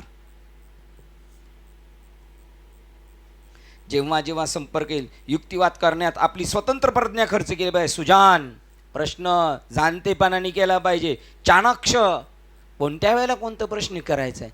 व्यवहारात कसं कळतं अक्कल आहे व्यवहारात. हॅलो, हां जरा बोलायचं होतं, तू फ्री आहेस का? बघा, म्हणजे तुला ज्या क्षेत्राशी बोलायचं त्या क्षेत्राशी बोलायला त्याला टाईम पाहिजे. तेवढी तुझ्याकडं चाणक्य वृत्ती पाहिजे, सुजान पाहिजे, तू कल्पक पाहिजे. त्यांनी फक्त सिद्धांत सांगितलं तुझ्या डोळ्यापुढे, कल्पना तशी झाली पाहिजे. आमची मुलगी आहे, तिला जर एखादी गोष्ट म्हणलं, जर एखाद्या तिच्या भावाला म्हणलं जा रे गाढवा, तर ती म्हणली, बाप अप्पा मला लगेच डोळ्यापुढे दिसतो हा गाढवून बोजा वाहतोय म्हणून. एवढी कल्पक पाहिजे आपल्याकडं, म्हणजे लगेच त्याला हे होणार. याला म्हटलं, प्रवीणला म्हटलं, तुम्ही आता मोठी माणसं होणार आहेत, पैसा पाणी, तुम्ही टी व्हीला पिक्चर कीर्तनला जाताना काय करायचं, अशी स्क्रीन घेऊन जायची आणि बघा शेवटची पाळी एक मनुष्य जन्म चुकली या फेरा पडे वर्म, लगेच त्यांना म्हणायचं, लगेच सईदला म्हणायचं दाब रे बटन, मग ते कुत्रं असं फिरते असं फिरते दाखवायचं, घोडे बोजा वाहतोय, वाघ शोधतोय शिकार कुठे भेटेल, बेडूक शोधतोय काय मच्छी भेटेल का, काय थोडे किळी मुकडे भेटेल का, हे असं व्हायला लागेल. अनेक यातना करील, डॉक्टर इंजेक्शन देतो, बैलाला आडवं पाडून त्या पायात चप्पल ठोकायचं काम चाललंय, त्याला चाप द्यायचं काम चाललंय, म्हशींची त्या जर्सी गायींची शिंग कापायचं काम चाललंय, हे चित्र त्यांना दाखवायचं. हे अशी कोण गती होईल त्यांची नेनो म्हणलं, ते लगेच चित्रीकरण बघून तसा तो कल्पक पाहिजे, त्याला ते वाटलं पाहिजे, त्याला अंदाज आला पाहिजे एवढं डेंजर आहे काय, बापरे. तो तेवढा कल्पक पाहिजे. युक्तिवाद करण्याच्या क्षेत्रात आपली संपूर्ण स्वतंत्र प्रज्ञा ओतली पाहिजे. कोणत्याही कारणास्तव आपले व्यक्तिमत्व त्याने गुरुच्या पुढे दबले जाऊ देऊ नये. बाबाशी बोलताना घाबरायचं नाही, काय बोलायचं ते सामनासामनी बोलायचं आणि ते त्याचं काय करायचा, निकाल लावायचा. कोणता निकाल लावायचा आहे, पारमार्थिक शंकेचा. ते बोलताना त्यांनी घाबरलं नाही पाहिजे, लटलटलं नाही का आपलं पाय, बाकीच्या वेळेला तर नाही घाबरत आणि महत्त्वाच्या वेळेला घाबरतो. म्हणजे समजायचं, पोरगं वर्षभर चांगल्या शाळेत जाताना धिंगाणं करीत जाते, पण परीक्षा आली का अगोदर 2 दिवस लगेच आजारी पडते. समजायचं हे त्याच्यासाठी जातच नव्हतं शाळेत. परीक्षा आल्यानंतर उत्तेजित पाहिजे माणूस आणि गुरुजीला प्रश्न विचारले पाहिजे. गुरुजीला प्रश्न विचारणारा माणूस आवडतो, मेन गुन्हे माणूस आवडत नाही. दबले जाऊ देऊ नये आपल्याला. गुरु संज्ञेस शोभणारे कोणतेही गुरु आपल्या शिष्याची स्वतंत्रपणे चर्चा करण्याची शक्ती बुद्धी गुदमरून टाकून देणारे नसतात. गुरुजींना प्रश्न विचारला, गुरुजी त्याचा अव्हेर नाही करणार, काय रे काय पण कधी पण विचारतो असं नाही म्हणणार, तो गुरुच नाही. मग मी असे कधी कधी विचारायचो माझ्या मित्र परिवाराला, बाबा हे कसं, तू ज्ञानेश्वरी वाचला, मला विचारायला येतो. मग मी चौकून म्हणले हे असं काय म्हणतात, ते म्हणले त्याच्यातून समजून घ्यायचं, याला नीट उत्तर देता नाहीत म्हणून ते असं काम चालवपणा करते म्हणून. अरे त्याला माहिती आहे, त्याला असं सांगावंसं वाटतं, आपल्याला जे जे माहिती जे जे आपणाशी ठावे ते इतरांशी सांगावे, शिकवावे, शहाणे करून सोडावे. हे म्हणते तू वाच म्हणल्यानंतर समजायचं याला नीट पक्क माहिती नाही. बघा त्यांनी गुरूंनी सुद्धा त्याची स्वतंत्रता त्याला गुदमारून टाकून देऊ नये. उत्तम गुरूंनी नेहमीच आपल्या शिष्यातील वादविवाद पट्टुतेमधील बुद्धी कौशल्याला जोपासलेले आहे. हुशारी प्रश्न करणाऱ्या त्याच्या शैलीवरूनच कळतो तो किती विवेकशील मनुष्य असेल, त्याच्या प्रश्नावरूनच कळतो याची बुद्धी कशी आहे ती. त्यामुळं त्याला ते प्रश्न निर्माण करायचे असतात. बघा ना, लहान मुलांना सुद्धा आता शाळेत घ्यायचं तरी त्यांना प्रश्न विचारतात, त्याच्या बुद्धीला ताण आणतात आणि मग कळतंय वर्ग बिलिंदर आहे बरं का. तसं उलट गुरुजींना आवडतो बोलणारा माणूस, जास्त बोलणारा माणूस गुरुजींना आवडतो. जास्त बोलणारा म्हणजे कोणतं, बोलावा विठ्ठल, पहावा विठ्ठल आणि करावा असा. बाकीचं अनंत वाचाळ तर भरपूर आहेत.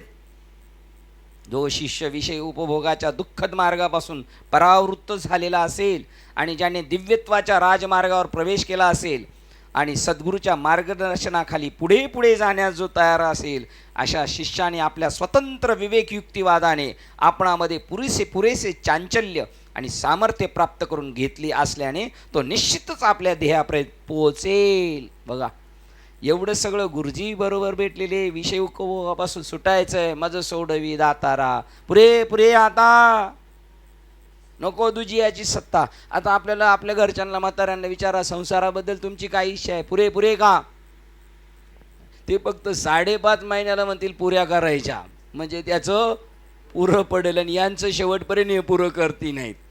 असं वाटलं का आपल्याला पुरे आता, ज्या दिवशी पुरे वाटेल, प्रपंच ओसर वाटतं का वाढावं वाटतं अजून, असे झापडले पाहिजेत ना मार्गदर्शक. आणि बरोबर राहणाऱ्या माणसांचा सुद्धा आपल्याला राग आला पाहिजे, अशा बावळट माणसांचा. तुमची ध्येय धोरणं काय असली पाहिजेत, प्रपंच ओसरावा का वाढावं वाटतं. अरे मेले तुका महाराजांची मंडळी रडत बसले नाही, बरे झाले. आणि आपण डोकं धरून बसतो आणि दुसऱ्याला डोकं धरायला लावतो. असले बुद्धिमान दे लोक. किती माणूस पाहिजे याच्या. अहो, खाण्यापिण्याची चिंता नाही पाहिजे, उद्या काय होईल त्याचं घेणं देणं नाही पाहिजे त्याला. तो माणूस परमार्थ करू शकतो. त्याला म्हणतात सडे पाहिजेत मला. सडे म्हणजे सडे गावचे सड्याचे आहे ना सडे म्हणजे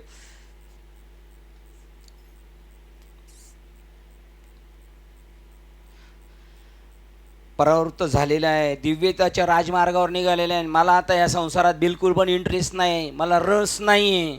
बघा ना, काही माणसं आहेत ज्यांना परमार्थात रस नाही असं ते उघड सांगतात. आपण प्रपंचात रस नाही असं उघड सांगायला आपल्याला लाज वाटते, कारण आपल्याला माहिती आहे आपलं चालचलन कुठं दिसतंय, आपले पाय पाय कुठे चाललेत, आपली ओढ कुठे. आपण बिनधास्त सांगितलं पाहिजे मला संसारात रस नाही. लोक परमार्थात रस नाही सांगतात. आपले नातेवाईक माळ घाल ना, मला त्याच्यात रस नाही. तसं आपल्याला आपण त्यांना पाहिजे सांगितलं पाहिजे प्रापंचिक लोकांना, तू जरी माझ्याकडे कोणती स्कीम घेऊन आला तरी मला प्रपंचात रस. मला अरुणबाबाला मला एक आली होती, म्हणले महाराज ते कोणती तरी एक स्कीम आली होती अरुणबाबाला, आपलेच साधक, आणि तुम्ही ना गाडी घेऊन फिराल, अमुक ठिकाणी राहाल तमुक ठिकाणी राहाल. अरुण बाबा म्हणले आत्ताच गाडी घेऊन फिरतोय मी. काय कशामध्ये आपले कशात आस पाहिजे. हा, तू का म्हणे मज अवघ्याचा कंटाळा एका गोपाळा वाचवनिया. आपुला तो एकच, बाकी देव करून घ्या, बाकी काहीच नाही. असा माणसाचं काम आहे परमार्थ.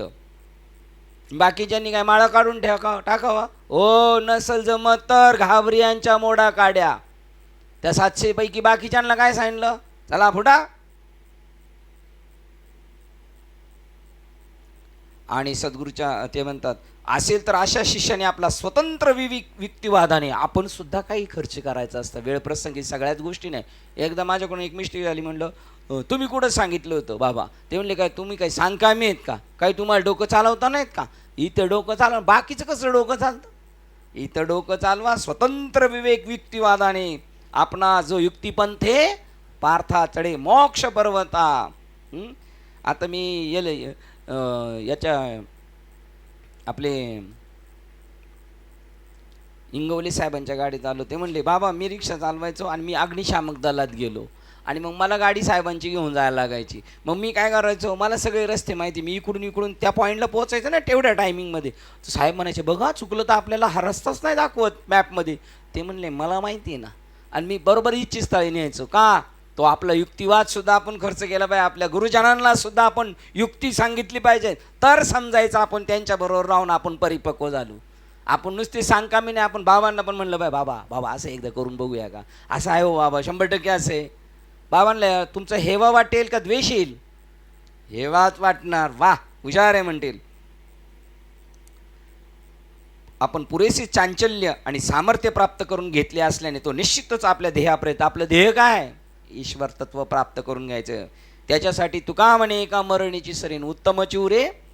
या उद्घोषाची सत्यता सिद्ध करण्याकरता ही सत्य समज, ही शेवटच्या ओळीच्या अंत्यपदाने व्यक्त झालेले जोरदार प्रत्युत्तर म्हणून आग्रहपूर्वक केलेले दृढ कथन आहे. आता जर इथं आवाज बंद असेल, इथं आवाज बंद, आणि मी नुसतं असा तावातावाने बोलत असेल, ते लोक ते म्हणतील काय झाले याला काय माहिती. असं आम्ही पाहिलं होतं एकदा. बुधवारी बाबांचं प्रवचन होतं आणि रोहिदास बाबा माने असे साईटला बसले होते बाबांच्या दुसऱ्या पुण्यतिथीच्या वेळेला काय घोटीमध्ये, आणि लाईट गेली नेमकी, आणि बाबा त्यांच्याकडे बघूनच करायचे असं तसं. आता खालच्यांना काहीच ऐकायला नाही, नेमकं चांगलं का टाकून का रागानी हे काय बोलतात. तसं मला तुमच्या सगळ्यांच्या नजरा पाहिलं, ही काय झालं महाराज काय पिसळवणी करते का काय असं वाटतं तुमच्या सगळ्यांच्या. आज नजरा जरा मला वेगळं दिसतात. आज तुम्ही रक्षाबंधनला दमून आलेले दिसताय सगळे काहीच तुमच्यावर प्रतिक्रिया नाही, जे ते असं नुसतं बारकाई नाही. मग ते म्हणजे मला प्रश्न पडला, मला काय काच पिसळलं कुत्रं चावलं का काय माहिती आता बघा बरं तुम्ही, आता कसे मला सगळे प्रसन्न टवटवीत दिसले, आहे का नाही? आता आपली झोप उडणार का नाही अशा वेळेला? पक्की 100%, आहे का नाही? आज आम्ही दोघे गप्पा मारत गेलो. वेणला म्हटलं काल यायचं का? ते म्हणले मला सुट्टी आहे. सकाळी 8:30ला फोन, मी जाणार आहे, आपण टायमिंगला भेटून निघू. ठरवलेल्या गाडीपेक्षा लवकर पोहोचलो आपण. ठरवलेल्या गाडीपेक्षा आपण ठरवलं ना मला अमुक टायमाला ते प्राप्त करायचे, त्याच्या अगोदर तुकोबारांनी केलं प्राप्त, आणि म्हणून उद्गार काढले, आता दिवस चारी खेळी. म्हणजे जे करायचं होते ते काम झालं. कासराभर दिवस आहे, तेच जर 5 भेटली तर सगळ्यांना सुट्टी लवकर, शेतकऱ्याला टेन्शन नाही येणार, काम जे करायचं होतं ते झालं आपलं. कासराभर दिवस माहिती आहे तुम्हाला? म्हणजे रश्शीभर दिवस, अजून सूर्य मावळायच्या अगोदरच काम झालं, आणि टार्गेट होतं आज एवढ्यापर्यंत पोहोचवायचे, त्याच्या अगोदरच सूर्य मावळण्याच्या अगोदर झालं. ध्येयापर्यंत पोहोचेल या उद्घोषाची सत्यता सिद्ध करण्याकरता ते सत्य समज हे शेवटच्या वेळेत मी सांगतोय सत्य, त्यामुळेच कातून कातून बोलायला पाहिजे ना, आहे नाही? तरच ते उडी मारील, मारुडी मारुडी मारुडी. ते पळून जाईल माग, ते याच्या जीवावर आले म्हणजे मारुडीन मी बुडायला लागलो, हा जायचा माग पळून. प्रत्युत्तर म्हणून आग्रहपूर्वक दृढ कथन केलेले सापडते. श्लोक क्रमांक 82 वाचूया आपण. तुम्हाला जर मोक्षाची खरोखर तीव्र इच्छा असेल, हे आता आपल्याला विचारतात, मी बी आहे तुमच्यात. आपल्याला म्हणतात तुम्हाला जर मोक्षाची खरोखर तीव्र इच्छा असेल तर बैल पोळा घरी असला आणि पोळ्या करायच्या असल्या तरी कार्यक्रमाला यायचं. उधाळ्या नाही जायचं. सांगा बरं, चकवे बाबांच्या घरी पाहुणे येऊ द्या, शिंदे दादांच्या घरी पाहुणे येऊ द्या, आणि एकादशीचं त्यांचंच नियोजन आहे, ते पाहुण्यांना घरी गप्पा मारत बसतील आणि आपल्याला म्हणतील जावा मंदिरावर कार्यक्रम करायला. ते पाहुण्यांना पुढं घालून येतील, नाहीतर सरळ सांगतील आज नाही जमायचं उद्या. आपल्या तेवढी पण धमक नाही.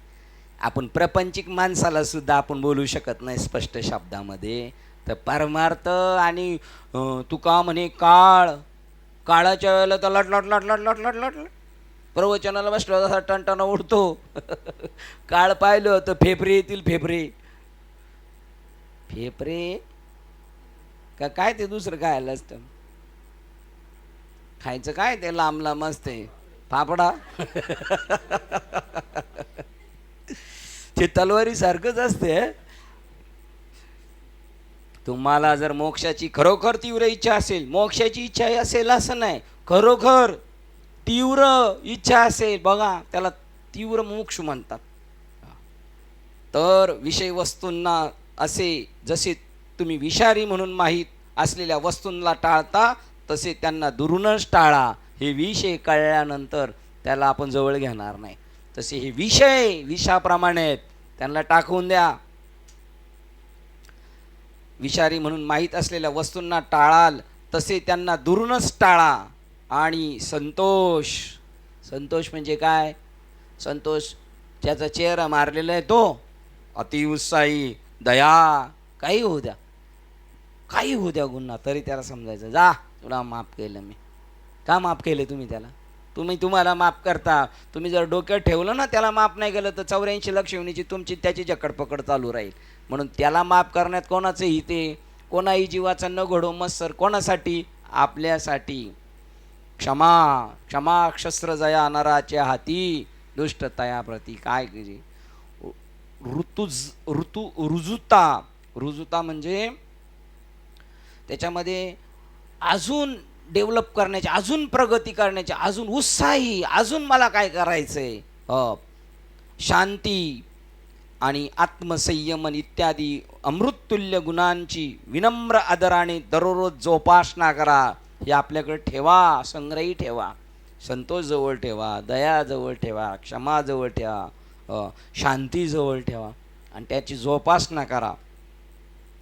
ती तुमच्यासाठी दया बघा, शांती, दया, पाहुणा, हरी पाहुणा कधी होईल? शांती,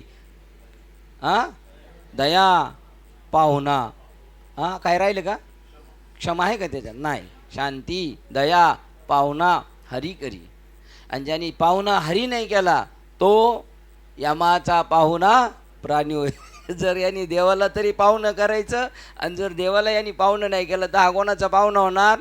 यम आपल्या घरी पाहुणा आलं जसं आपण उठबस करतो तसं यमाच्या घरी गेलं तो आपली उठबस करणार.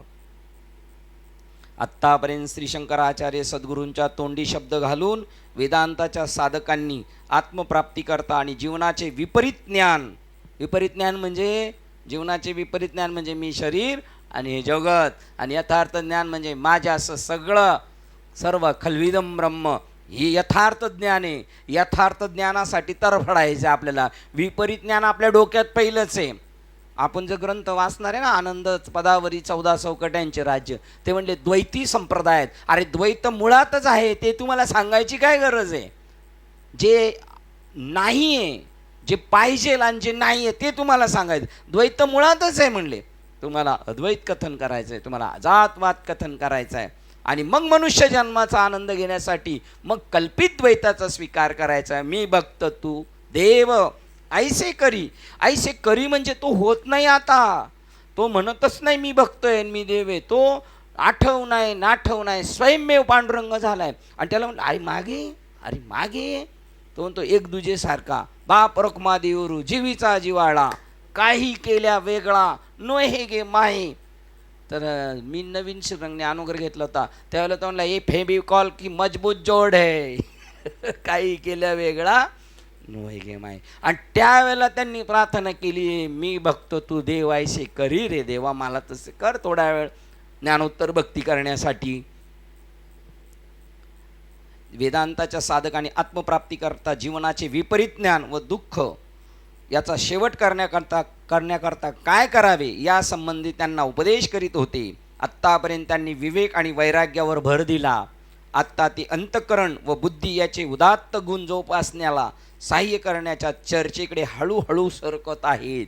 आता कुठं सरकत आहेत? अंतःकरण बुद्धी याचे उदात्त गुण जोपासण्यासाठी, जसं दैवी गुण संपत्ती आपल्याकडं प्राप्त करण्यासाठी काय काय पाहिजे आपल्याकडं संग्रही, त्याच्यासाठी तिकडे सरकत आहेत. आपण याआधी चर्चा केल्याप्रमाणे साधकाला आत्मप्राप्तीच्या यशाची खात्री येण्यासाठी यशाची खात्री येण्यासाठी त्याने करावयाच्या मानसिक जुळवणीची ही तिसरी बाब होय. आता या दोन झाल्या विवेक वैराग्य, आता तिसरी बाब सांगतात.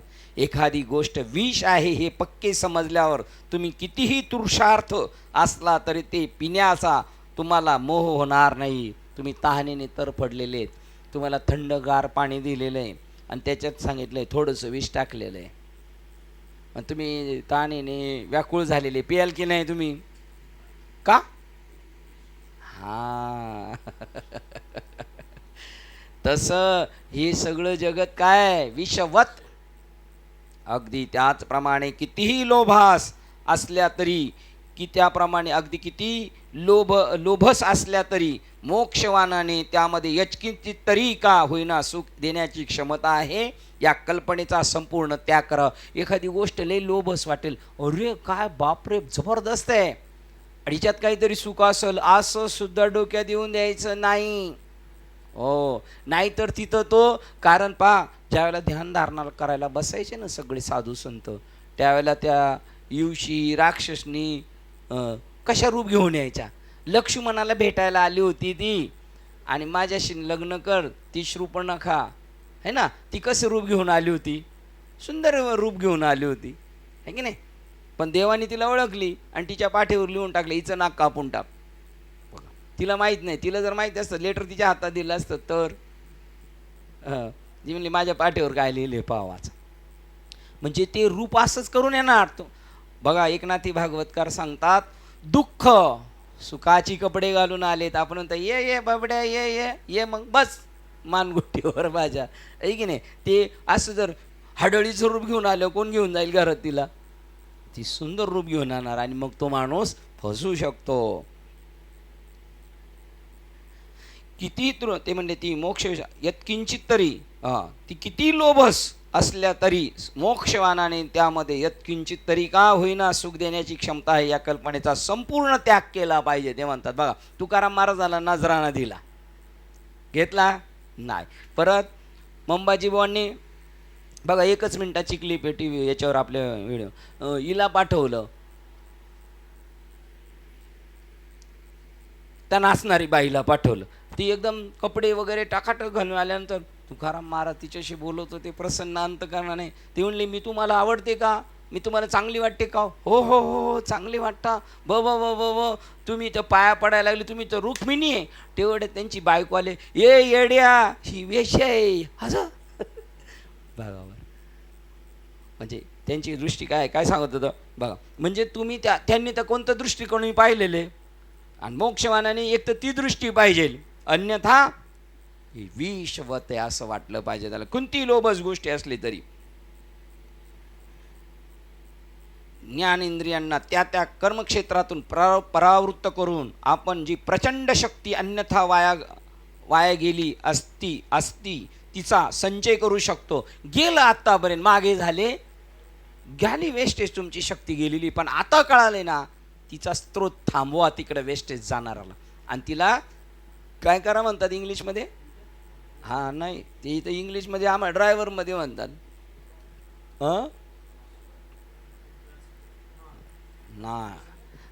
नाही, त्याला तुम्ही वेगळा शब्द म्हणता. तुम्ही इंग्लिश माणसं आहेत. हां, तिला तुम्ही असं याच्यात करा, वेगळं त्याच्यामध्ये रूपांतरित करा. कन्वर्ट, त्याच्यात असं इकडं रूपांतरित करा त्याचं. इकडं ओघ आहे ना, तर बारं देऊन इकडं पाणी वळवा.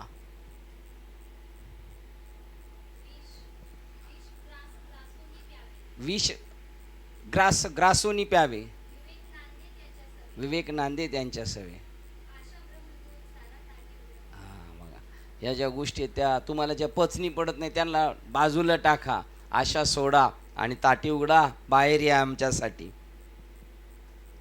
इथं ग्रासोनी प्यावे, आणि इथं सांगितलं विष आहे ना फेकूनच द्यावी असं सांगितलं. आणि तिथं सांगितलेलं आहे, आता ती ज्ञानोबारायणला सांगितलं तुम्हाला नाही पचत ते, तुम्हाला आवडत नाही ते, आणि आता पचवा माऊली. तू का म्हणे गोटी, विष अमृत तुझ्यासाठी. एक ती स्टेप आहे, ती परिपूर्ण माणसाची स्टेप आहे. नाही तर आता अभ्यासू मार्गस्थ चाललाय त्याला सांगितलं. ज्ञानेंद्रियांना त्या त्या कर्मक्षेत्रातून परावृत्त करून आणि जी प्रचंड शक्ती अन्यथा वाया गेली असती तिचा संचय करू शकतो. आणि ही नव्याने प्राप्त करून घेतलेली शक्ती जर एखाद्या विशिष्ट कर्माकडे वळवली नाही तर विषयाच्या फाजील भोगांची पुन्हा स्वप्नरंजने करण्यात ती आपण खर्ची पाडण्याची जास्त शक्यता आहे. आता आपल्याला कळालं ती शक्ती आपल्याला थांबवायची, वाईट मार्गाला जाणारी, आणि ती जतन करून ठेवायची. आणि जतन करून ठेवून परत जर गाळ झालो तर मग फाजील स्वप्नरंजन तिकडे ती आपली खर्ची पडण्याची जास्त शक्यता असते. त्यामुळे मग आपल्या व्यक्तिमत्वात ओंगळ विकृती निर्माण होतात. देहाचा तृष्णीभाव आणि मानसिकदृष्ट्या भोगेच्छा असणे ही दडपून टाकलेल्या कामना आणि लक्षात न येणाऱ्या मानसिक शक्तीचा अपव्यय याद्वारा व्यक्तिमत्वातील सौंदर्य व तेज यांचा निराश झाल्यामुळे निरनिराळ्या विकृती निर्माण करतात. तुम्ही एका चांगल्या ध्येयाने चाललेले आहेत, पण जर का तोया झाला फाटा, बस मग तुम्ही सुंदर दिसण्याच्या ऐवजी काय दिसणार? विकृत दिसणार, आणि तुमचं स्वतःचा कॉन्फिडन्स हरवून बसणार आणि तुम्ही त्या क्षेत्रातून बाजूला होणार. मानसिक पातळीवरील अशा तऱ्हेने भयंकर परिणाम टाळण्याकरता आपणा सद्गुरूचे मार्गदर्शन हवे. प्रत्येक क्षणाला आपल्याला कोणतरी वाटाड्या पाहिजे. ज्या ज्या ठिकाणी अशा तऱ्हेची संचित केलेली शक्ती मानवी जीवनातील सौंदर्य व कल्याण याचे भरघोस पीक काढण्याकरता म्हणून वापरता येईल ती संचय करून ठेवलेली ना. बघा, आपण तिकडं तुमच्या इकडं जाताना पाहिलं, पाऊस पाणी कमी आहे तर ती लोक काय करतात, एक मोठा खड्डा तलाव खणतात, आणि तो मातीचा नाही करत, खड्डा खणून त्याच्यात पावसाचं पाणी सगळं साठून ठेवतात. मोठा तलाव, समजा एक 10 गुंठ्यामध्ये तलाव बनवलेला आहे, पण त्याचं खालचं पुष्ट आहे ना ते मातीचं नसतं. कशाचं असतंय? प्लॅस्टिकचा कागद पूर्णपणे त्या तलावाला आहे. बाहेर येस तोपर्यंत काय म्हणतात त्याला? शेततळं. बघा, ते प्लॅस्टिकचं आहे, म्हणजे त्याचा कुठेही अपव्यय नाही, त्या जमिनीत सुद्धा जिरलं नाही पाहिजे, नाही तर बरेच दिवस साठवून ठेवलं तर ते पुन्हा झिरपून जाऊ शकतो, ते झिरपलं पण नाही पाहिजे. बघा, तसं शेततळ्यासारखी आपली एनर्जी आपण जतन केली पाहिजे. ज्या ज्या ठिकाणी अशा तऱ्हेने संचित केलेली शक्ती मानवी जीवनातील सौंदर्य व कल्याण याचे भरघोस पीक काढण्याकरता आपण वापरता येईल, अशा नवनव्या क्षेत्राचा शोध लागलेला नवनव्या क्षेत्राचा शोध लागलेला आहे. कुठे वापरायची? ज्या व्यक्तीने शिंदेदादांना लोक म्हटली आता आपल्याला एक पंढरपूरमध्ये जागा घेऊ, माझ्याकडे भरपूर पैसे, ते म्हणले राहू दे शिल्लक, जेव्हा गरज असेल कुठे तिथे मी तुम्हाला सांगाल इथे वापरा म्हणून, पण आता काही सध्या याची गरज नाही. ती बॅलन्स ठेवा तुमच्याकडं, बचत कधी नाही तर आलं 15 ऑगस्ट आलं काही आले सोमोशे घेऊन, आता सोमोशे जेव्हा उपाशी मारायचे गाडीत जाताना येईल ना कामाला, त्याचा योग्य वापर करा. ज्या व्यक्तीने विषय वस्तूपासून परावृत्त होण्याचे वळण लावले आहे त्याने ताबडतोब समाधान, बघा, ज्या व्यक्तीने विषय वस्तूपासून परावृत्त होण्याचे वळण लावले आहे आपल्या मनाला, त्याने ताबडतोब समाधान, दया, क्षमा, रुजुता, शांती आणि आत्मसंयमन हे पोषक गुण विकसित करण्याची विधायक योजना कशी हाती घेतली पाहिजे ते आपल्याला सांगतात. आता आपण तिकडं वाममार्गाला जाणारी शक्ती थांबवली ना, आता ती शक्ती हे गुण कमवण्यासाठी, जसा तुम्हाला आता अज्ञातवास झालाच आहे ना अर्जुना, तर पशुपत नावाचं आश्रम मिळवण्यासाठी खर्च करा, टायमिंग तसं करायचं. बघा,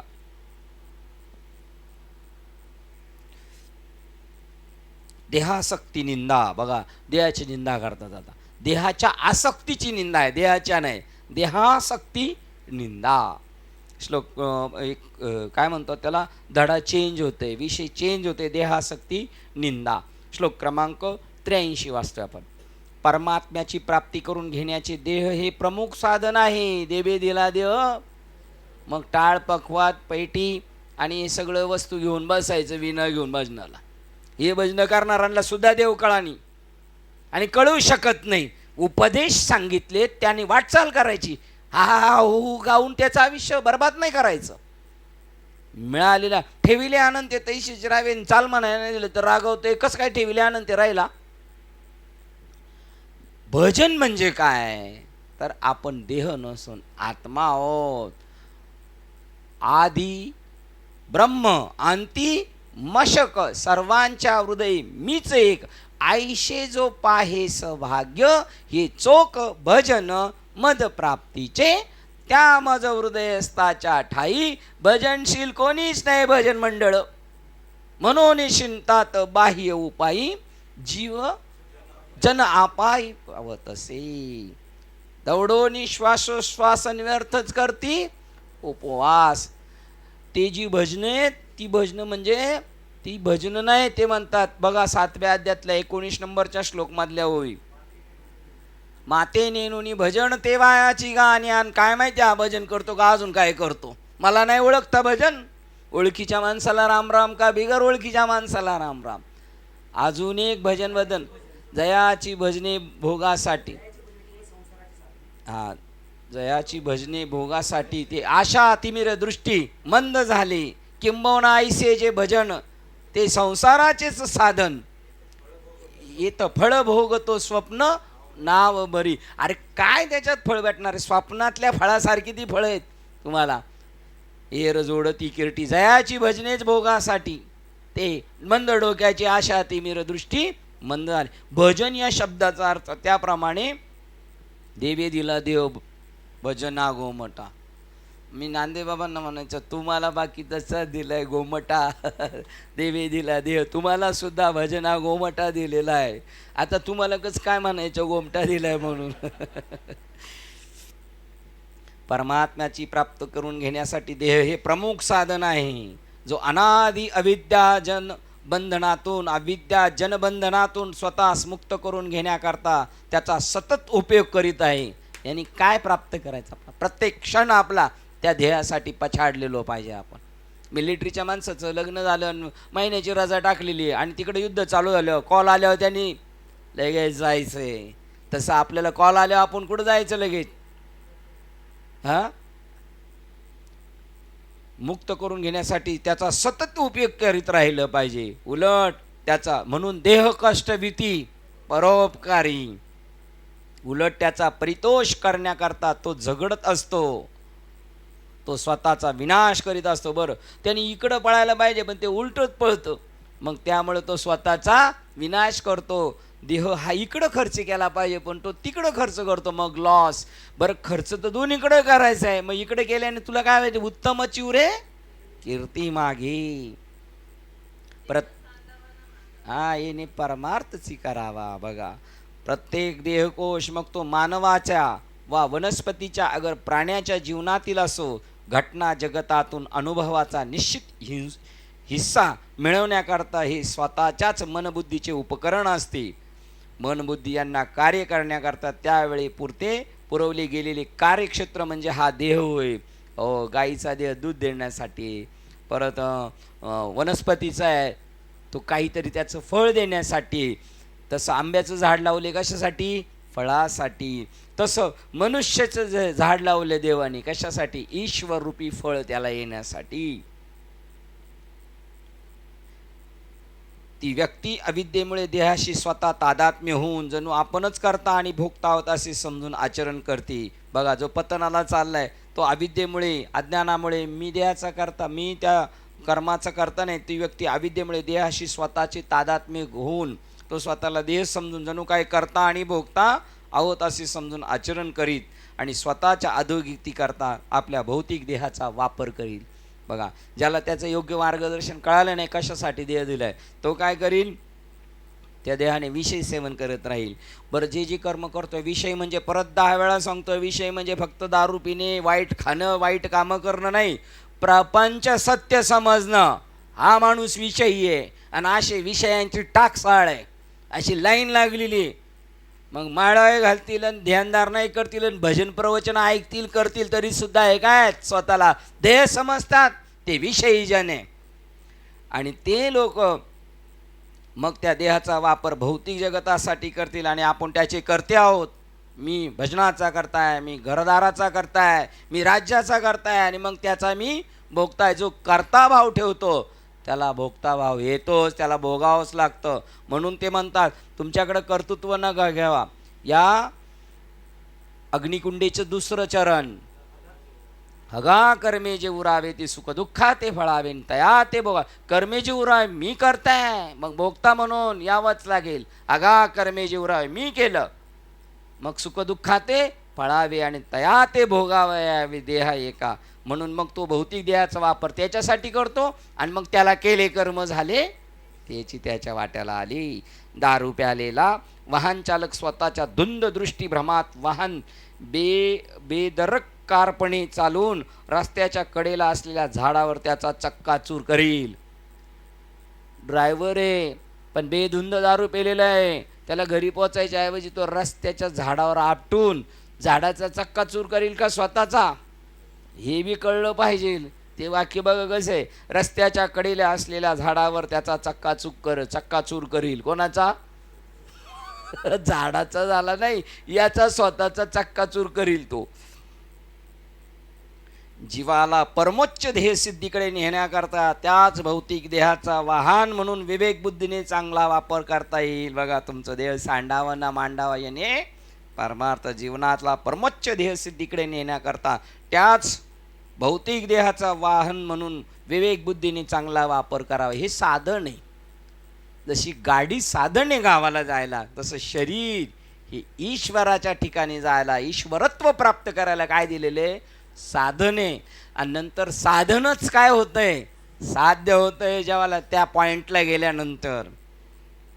भानावर असलेला वाहन चालक आपले वाहन आपल्या बुद्धी कौशल्याने इष्ट ठिकाणी पोहोचवण्याकरता सहज रीतीने वेगाने आणि सुखाने चालू शकेल. कोण? भानावर असलेला ड्रायव्हर. आपण सगळे कसे आहेत? भानावर आहेत आता, आहे की नाही? मग बरोबर आहेत आपण. देह हा केवळ स्थूल कर्मे करण्याकरता व इंद्रियो उद्योगिक विषय उपभोगाकरता नसून घरदार बायका पोरं सांभाळण्यासाठी शरीर नाही दिलेलं. घरदार बायका पोरे सांभाळण्यासाठी दिलेलं नाही, मी आता सुधरून घेतोय थोडं, नाही तर हे यांच्यासाठीच राहील. घरदार नवरा पोरग सांभाळण्यासाठी केवळ मनुष्य शरीर नाही, नाही ते म्हणतील बायका यांच्यासाठी साईडला, आपल्यासाठी विषय उपभोगा करता नसून जीवनातील सीमिततेचा अनुभव घेतल्यानंतर, मी छोटा आहे हे अनुभव घेतल्यानंतर स्वतःच्या मुक्तते करता प्रयत्न करण्याकरिताही त्याचे महत्त्व आहे. बघा, तिकडं जायचंय, सीमिततेतून व्यापकत्वाकडे जायचंय, बंदीखान्यातून मुक्तावस्थेकरते जाण्यासाठी देवाने दिले इंद्रिय, हात पाय कान डोळे मुख बोलाया वचन, जेणे तू सांगा. हे आपण रोज भजन कीर्तन प्रवचन करतो, जोडला का देव? जोडला? देव जोडणं आता सोपं राहिलं नाही. कलियुग आहे, देव जोडणं सोपं नाही. मनुष्य तर भुकायसाठी आहे का फक्त हे? हो, संत दर्शनी हा लाभ पद्मनाभ जोडीला. संतांच्या सभेत जोडलं जातं, येरा गबाळाचे कामच नव्हे. देह हा केवळ स्थूल कर्मे करण्याकरता व इंद्रियोपोधिक विषय उपभोगा करता नसून जीवनातील सीमिततेचा अनुभव घेतल्यानंतर स्वतःच्या मुक्ततेकरता प्रयत्न करण्याकरताही त्याचे महत्त्व आहे. करण्याकरताच त्याचे महत्त्व आहे, करण्याकरताही नाही, करण्याकरताच महत्त्व आहे. याची श्री शंकराचार्य आपल्या शिष्यांना आठवण देतात. आठवण देतात म्हणजे का बरं? का आठवण देतात? कारण ते सारखे राव काय करतात? विसरतात. अरे आपल्याला शरीर कशाला दिले, अरे आपल्याला दीपक बाबांनी रूम कशाला दिलेला आहे, हे सगळे जाणीव करून देतात. इतके आश्चर्यकारक उपकरण मिळूनही इथूनच गाडी वैकुंठाला जाऊ शकते, बाकी कुठूनच नाही, इतर योनीच्या ठाई हा विचारच नाही. इतके आश्चर्यकारक हे उपकरण मिळूनही जर ती व्यक्ती त्याचा योग्य वापर करीत नसेल तर तो परिणामाता आत्महननच करीत असतो. देह मी वाटे जाणारा तो जाणावा आत्महत्यारा. आपण तरायच्या ऐवजी डुबायला बुडत्याचे पाय, मिळालेलं चांगलं उपकरण सुद्धा आपण आपल्या विनाशासाठी वापरतो. याच्यापेक्षा दुसरं काय करतो आपण? आपली नकळत आत्महत्याच करतो. आपल्याला 16व्या अध्याय सांगितलं, ज्याला स्वतःच्या आत्म्याचा नाश नसेल करायचा त्यांनी माझ्या बोलण्याकडे लक्ष द्यायचं. 16वा अध्याय 22-23 नंबरचा श्लोक. या श्लोकाचा अर्थ परार्थ या प्रमुख शब्दाभोवती फिरत राहतो. बघा, हे शरीर ईश्वर प्राप्तीसाठी पण आहे, परार्थ दुसऱ्यासाठी परोपकार करण्यासाठी पण आहे, हय्यातीत असताना मृत्यूनंतर सुद्धा.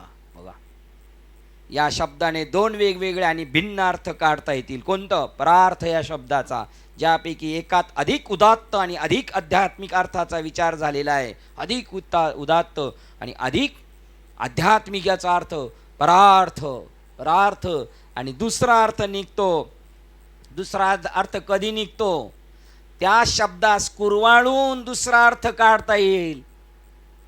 कुरवाळूनी लावणी हात, कुरवाळीला माथा. आता आपल्याला लावणी हात, कुरवाळीला माथा नाही. आपल्याला लावणी हात झापडीत चालू आहेत सारख्या. कुरवाळणारा माथा आहे का कोणी? आहे माथा कुरवाळणारा कोणी?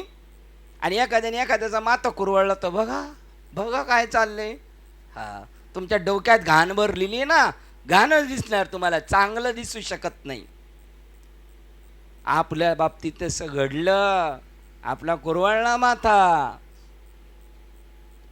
कुरवाळणे माथा तुम्हाला चांगलं माहिती. पोराला पाचता विद्याच्या डोक्यावरून हात फिरवतात, तसं हे पाचता ब्रह्मज्ञान. तो डोक्यावर हात पडणं समजायचं तो जीवाची परी, चुके महेशाचा.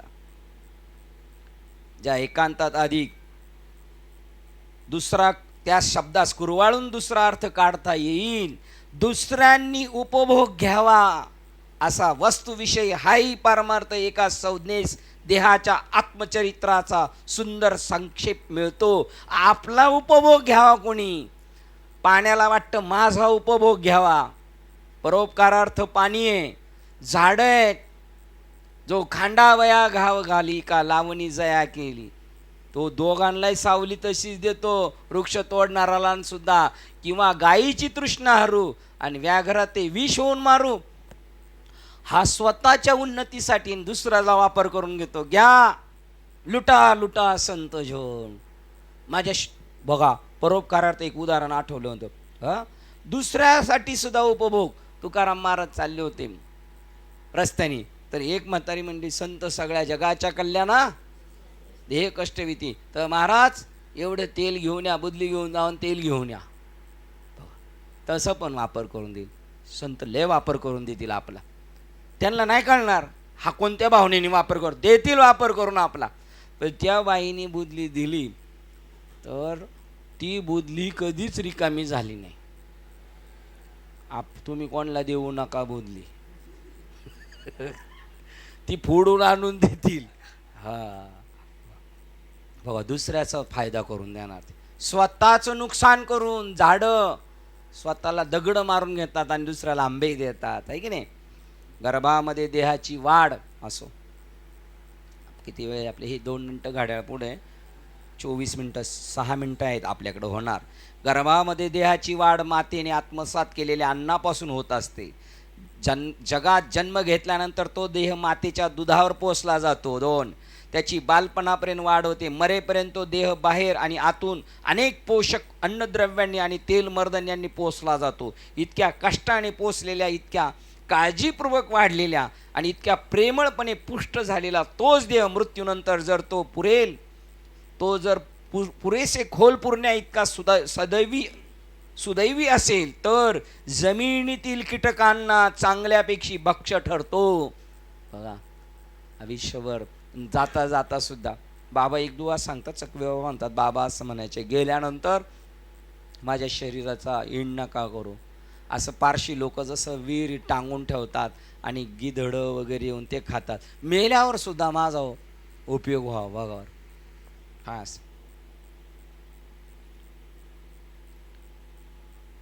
भक्ष्य ठरतो. नाहीपेक्षा कोल्या कुत्र्यांचे, गिधाड कावळ्यांचे खाद्य ठरतो. आपल्या देहाचे कोड कौतुक पुरवण्याचे वैफल्य आणि ह्या ओंगळ प्रकृती द्रव्य गठ्ठ्याचे, देहाचे, या गठ्ठ्याचे आणि गठ्ठ्याच्या विरुद्ध या गठ्ठ्याचे, या लठ्ठ्याचे पठ्ठ्याचे म्हणजे शब्बासकी. देहाचे आरोग्य आणि सुख यापायी जीवन अर्पण करावायचे. बघा, या देहाच्या गठ्ठ्याचे आरोग्य आणि सुख यापायी जीवन अर्पण करावायचे. या संबंधीची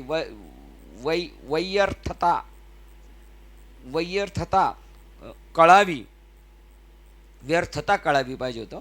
व्यर्थता कळावी म्हणून विवेकी आध्यात्मिक साधकांना हा वेळीच दिलेला इशारा आहे. या देहाचा सदुपयोग झाला पाहिजे, चांगल्या गोष्टी घडल्या पाहिजे. असो, आपली वेळ झालेली आहे. विवेक चूडामणी, ग्रंथ विवेक चूडामणी आणि श्लोक क्रमांक 83ला आपण थांबतो.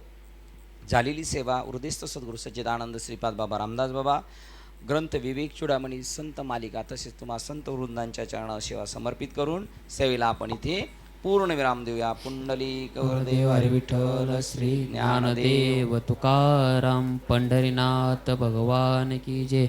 माऊली ज्ञानेश्वर महाराज की जय. तुकाराम महाराज की जय. सती ब्रह्म एकनाथ महाराज की जय. सच्चिदानंद श्रीपाद भगवान की जय. सच्चिदानंद रामदास भगवान की जय. अवधूत चिंतनम श्री गुरुदेव दत्त गोपाल कृष्ण भगवान की जय. बोलो रे भाई सब संतन की जय. गणपती बाप्पा मोरया. आता विश्वात्मके देवे येणे माध्यज्ञ पुरुषावे. दोषोनी मज द्यावे प्रसाय दाने. जे खळांची व्यंकटी सांडो दया सत्कर्मी रती वाढो.